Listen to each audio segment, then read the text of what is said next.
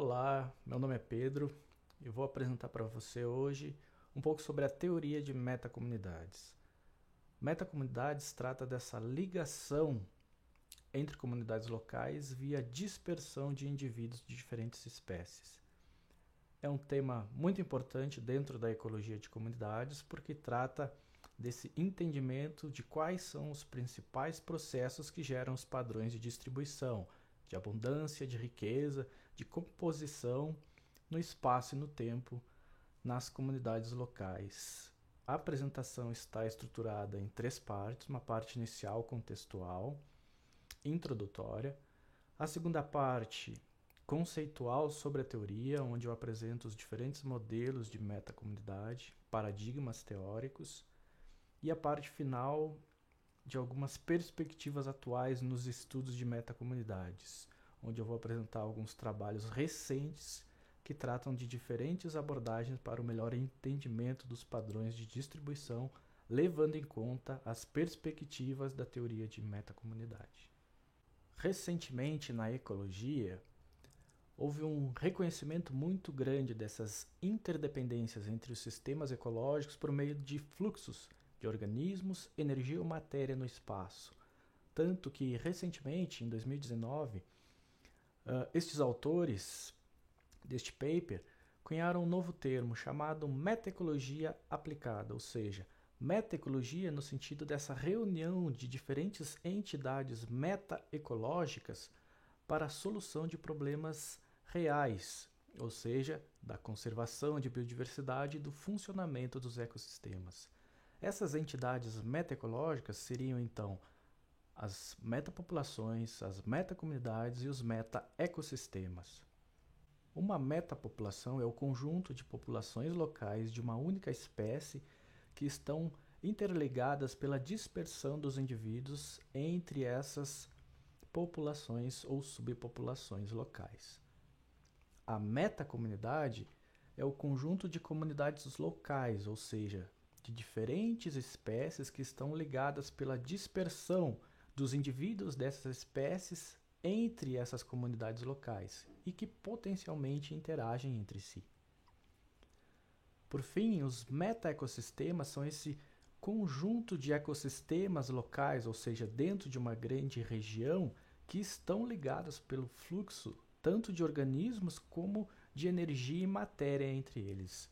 Então, essas 3 unidades ou entidades metaecológicas compõem a metaecologia e visa, então, esse melhor entendimento da abordagem de problemas reais, ou seja, uma metaecologia aplicada para solucionar problemas como o da conservação da biodiversidade e do funcionamento dos ecossistemas. Nas comunidades, cada espécie ela tem o seu tamanho populacional, ou seja, aquele número de indivíduos que pertencem a determinada espécie, que são capazes de se reproduzir. Dentre os determinantes desse tamanho populacional, nós temos, por exemplo, natalidade e mortalidade, que são os mais básicos, quanto nasce ou quanto morre de indivíduos. Tomando só esses 2 parâmetros, é como se a população dessa espécie que forma uma comunidade ela fosse isolada, ou seja, fechada. Ela não recebe e não exporta indivíduos, o que não é muito real, mas foi por muito tempo pensado dentro da ecologia, principalmente para a formulação de modelos de crescimento do tamanho populacional.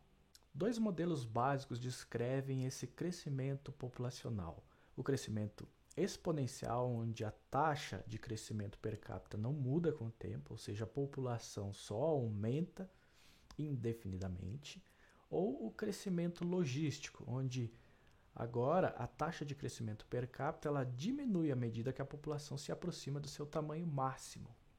Ou seja, agora nós temos um outro parâmetro K, que seria a capacidade de suporte. E essa capacidade de suporte seria então determinante juntamente com a taxa de crescimento para determinar o tamanho populacional. E a pergunta que fica aqui é: quais seriam os determinantes dessa capacidade de suporte?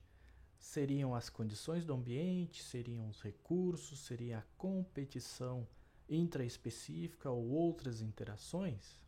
Além da natalidade e da mortalidade, há outros 2 importantes fatores que determinam tamanho populacional, que é a imigração, a chegada de novos indivíduos, e a emigração, a saída de indivíduos, ou seja, quando a população chega a uma capacidade de suporte, como por exemplo pode ser a área, uma condição, ela tende a exportar indivíduos.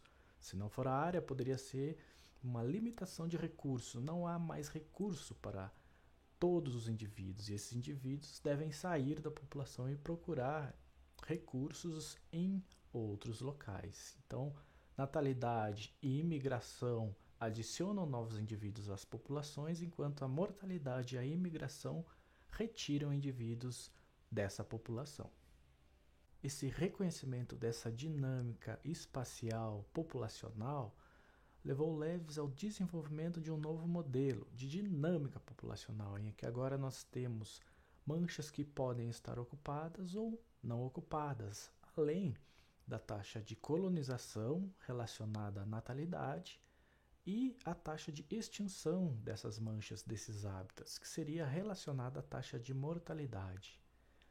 E esse seria a base, digamos assim, para a teoria de metapopulações, esse conjunto de populações de uma espécie que estão interligadas pela dispersão dos indivíduos ao longo do espaço, ao longo de manchas. E essa teoria de metapopulações foi desenvolvida nos anos seguintes e que deu origem a pelo menos 4 modelos teóricos. Modelo clássico de manchas, de desequilíbrio e de continente-ilha.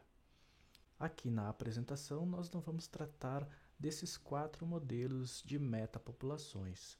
Por isso eu deixo aqui a referência dessa aula online sobre metapopulações do professor Ricardo Solar, que vale muito a pena consultar para você entender um pouquinho melhor da teoria de metapopulações, que é a base, digamos assim, para a teoria de metacomunidades, só que com certeza com outras características.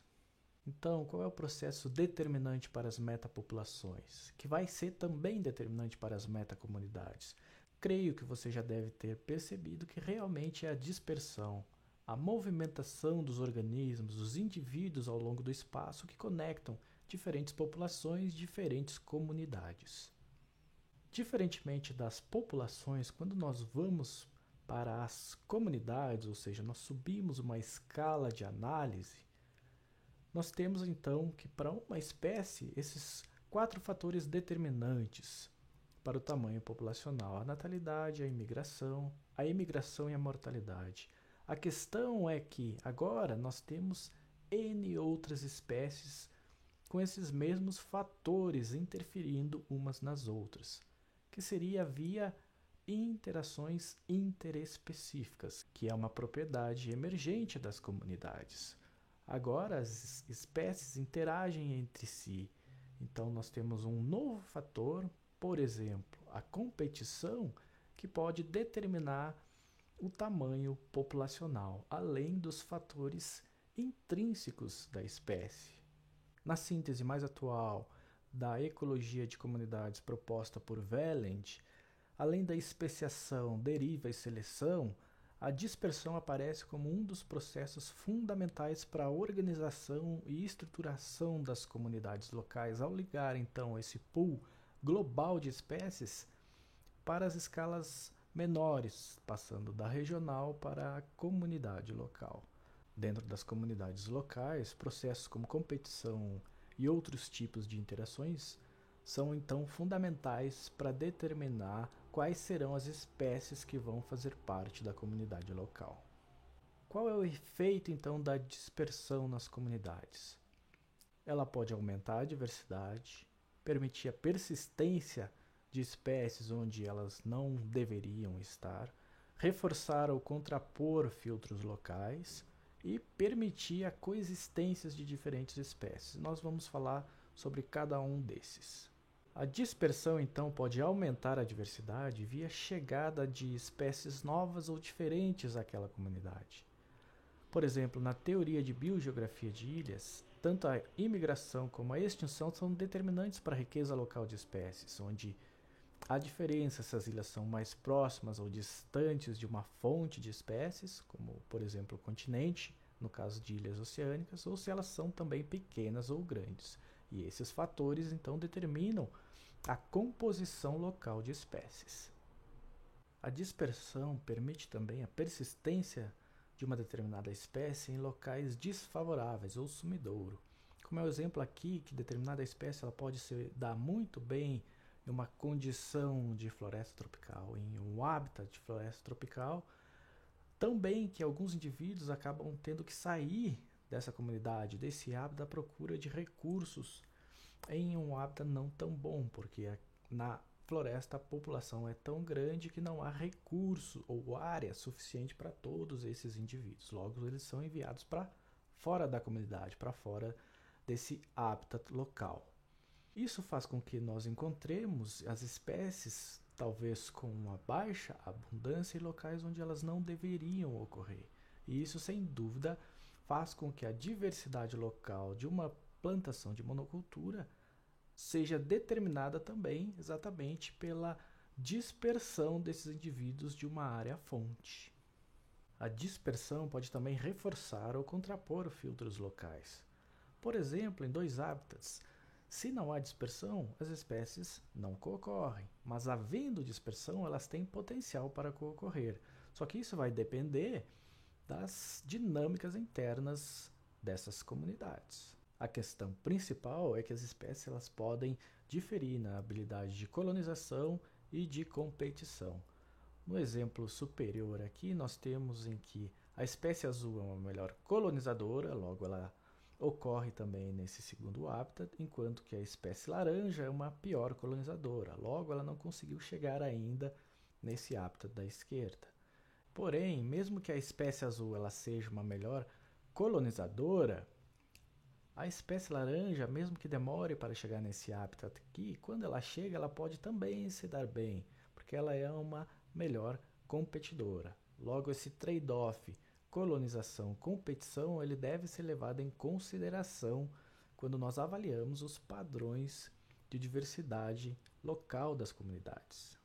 E como nós sabemos, dentro da ecologia de comunidades, a questão está na escala de observação, na escala de análise. E a escala é entendida como esse contínuo espaço-tempo.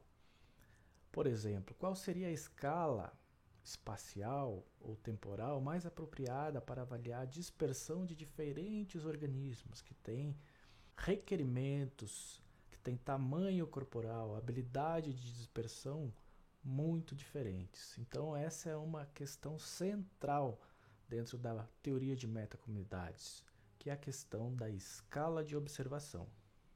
Nós podemos pensar também que a nossa maior escala seria o nosso globo. Será que a Terra, o planeta Terra, seria uma grande metacomunidade se a gente pensar, por exemplo, que os organismos eles dispersam de um local para o outro, entre continentes, entre polos do planeta? Aqui um exemplo de aves, no caso aves migratórias, em que elas atravessam praticamente o planeta e nem todos os indivíduos eles conseguem retornar, ou seja, há essa transferência de matéria, de energia de um local do planeta para o outro, de um continente para o outro. Então, será que a Terra seria essa escala maior de metacomunidades ou de exatamente metasistema, meta-ecossistemas? Ainda nessa linha de raciocínio, que outra espécie atualmente com ampla distribuição tem alta capacidade de dispersão e, de fato, alta capacidade de dispersar outras espécies? Sem dúvida é a nossa. A nossa espécie, atualmente, no Antropoceno, tem causado as principais mudanças nos ecossistemas e, consequentemente, na distribuição das espécies, fazendo com que, por exemplo, as invasões biológicas, muitas vezes causadas de forma antropogênica, sejam as principais ou uma das principais causadoras de perda ou substituição de espécies localmente. Logo, qual seria a escala de estudo mais apropriada quando nós pensamos em conservação de biodiversidade, de processos ecossistemas? Sem dúvida, nós temos que levar em consideração que processos que operam em amplas escalas espaciais e ou temporais têm sim influência e às vezes muito grande em padrões de distribuições, em processos que ocorrem em escalas regionais a locais. E com isso nós finalizamos essa primeira parte da apresentação, concluindo que condições, recursos e interações, elas regulam os padrões de distribuição global e ou local, regional de espécies, mas que a dispersão ela tem um potencial muito grande de afetar esses padrões e também esses processos em diferentes escalas. A gente sabe que as colonizações e extinções locais e regionais ao longo do tempo, elas são importantes e podem ser contrabalanceadas se determinada espécie ou grupo de espécies tem maior ou menor potencial de dispersão. E todo esse conjunto de ideias foi o que levou ao desenvolvimento da teoria de metacomunidades. As ideias de definição de uma metacomunidade elas não são tão recentes, embora o arcabouço teórico tenha sido delimitado mais atualmente em 2004. Mas a ideia de uma definição de metacomunidade vem das ideias e da teoria de metapopulação. Por exemplo, nesse trabalho de Hansky e Gilpin, eles dizem que se duas ou mais espécies são confinadas ao mesmo conjunto de manchas de hábitats, elas formam uma metacomunidade, que seria essa comunidade de metapopulações. Em 1992, David Wilson, nesse trabalho, ele define que as comunidades biológicas têm duas características comuns: as interações complexas entre espécies e a heterogeneidade espacial, a qual fragmenta sistemas ecológicos de ampla escala em um mosaico de manchas, que ele chamou então de metacomunidade. A definição de uma metacomunidade veio propriamente num trabalho de 2004 por Leibold e colaboradores, onde eles definem então uma metacomunidade como conjunto de comunidades locais que são ligadas pela dispersão de múltiplas espécies que interagem entre si. De uma forma genérica, a teoria de metacomunidades ela reúne diferentes ideias dentro da ecologia de comunidades. Então nós poderíamos dizer que ela seria um conjunto de teorias ecológicas ligada pela dispersão de ideias que interagem entre si. Por exemplo, desde a teoria de nicho, a teoria de metapopulações, a teoria de biogeografia de ilhas e, mais recentemente, a teoria neutra da biodiversidade. A teoria de metacomunidades buscou então sintetizar os principais processos destacados por essas diferentes teorias em um arcabouço teórico só, com especial destaque para a dispersão, para a escala e para processos nesse contínuo mais determinístico até o mais estocástico. O trabalho de Leibold também destacou os 4 principais paradigmas teóricos da teoria de metacomunidades, que vão ser descritos a seguir. O primeiro modelo a ser apresentado é o modelo neutro, que vem da teoria neutra da biodiversidade desenvolvida por Hubble em 2001. Nesse modelo, as espécies são tidas como similares ou neutras em habilidade competitiva, de dispersão e aptidão. Em outras palavras, a competição, a habilidade de dispersão e a aptidão das espécies elas não são importantes para a estruturação das comunidades. Apenas processos estocásticos seriam determinantes. Nesse caso, a diversidade ela resultaria das probabilidades de ganho e perda de espécies. O ganho estaria relacionado exatamente à imigração e especiação, enquanto que a perda de espécies estaria ligada à extinção e emigração das espécies. Na figura nós temos hábitats retangulares que representam a homogeneidade de condições ou que as condições não são limitantes para as espécies, ou seja, não há um filtro abiótico atuante, tampouco um filtro biótico. Nesse sentido, todas as espécies estariam em todos os ambientes possíveis, o que não ocorre na natureza.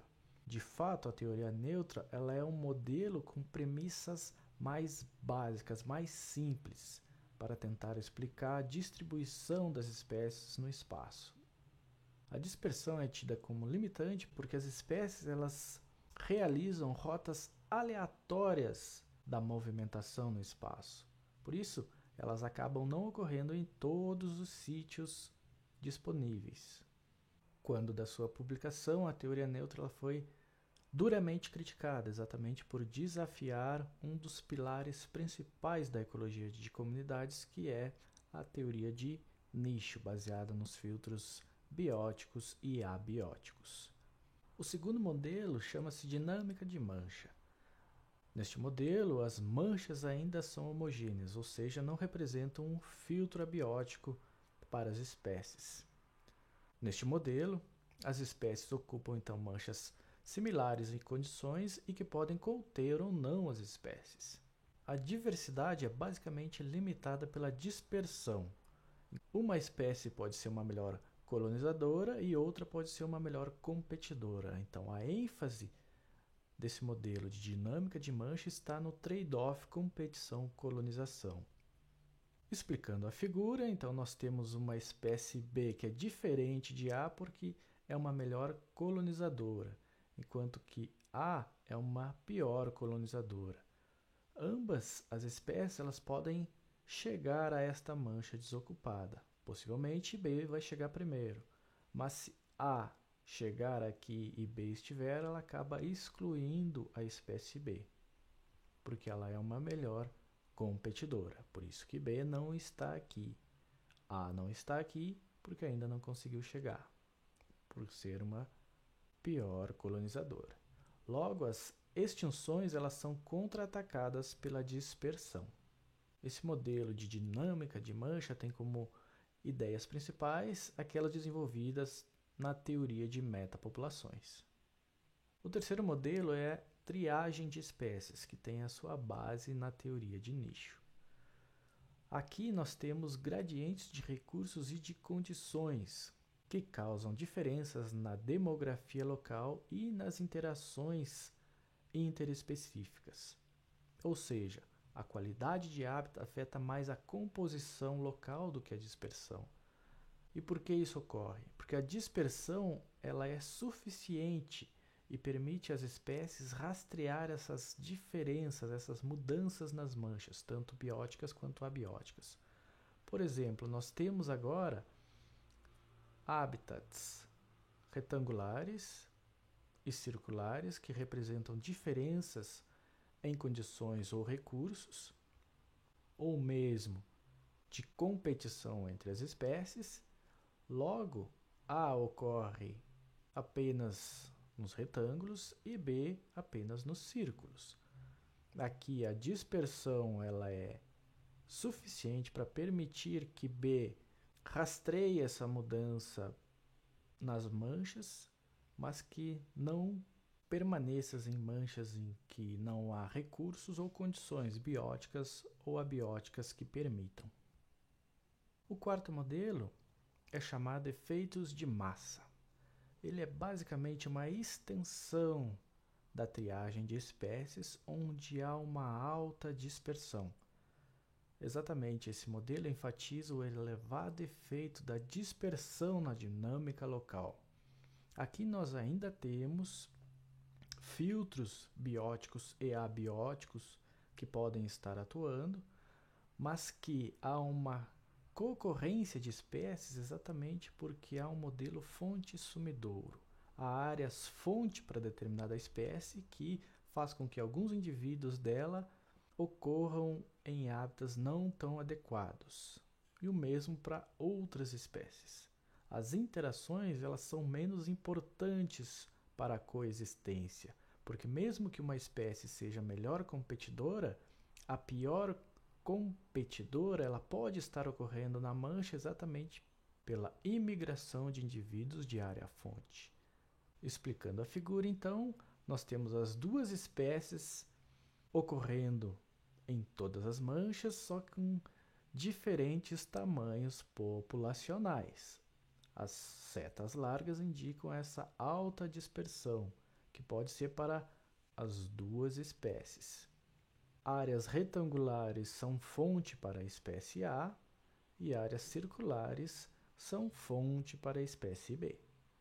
Em suma, esses 4 modelos da teoria de metacomunidades trazem diferenças na importância de diferentes processos, dos mais determinísticos aos mais estocásticos, das diferenças nas interações, nas diferenças nas condições, nos atributos das espécies, em especial da importância da dispersão na estruturação das comunidades locais. Por questões práticas, eu vou dividir essa apresentação em 2 partes, então eu vou finalizar essa primeira parte aqui e volto em um novo vídeo para continuação da apresentação.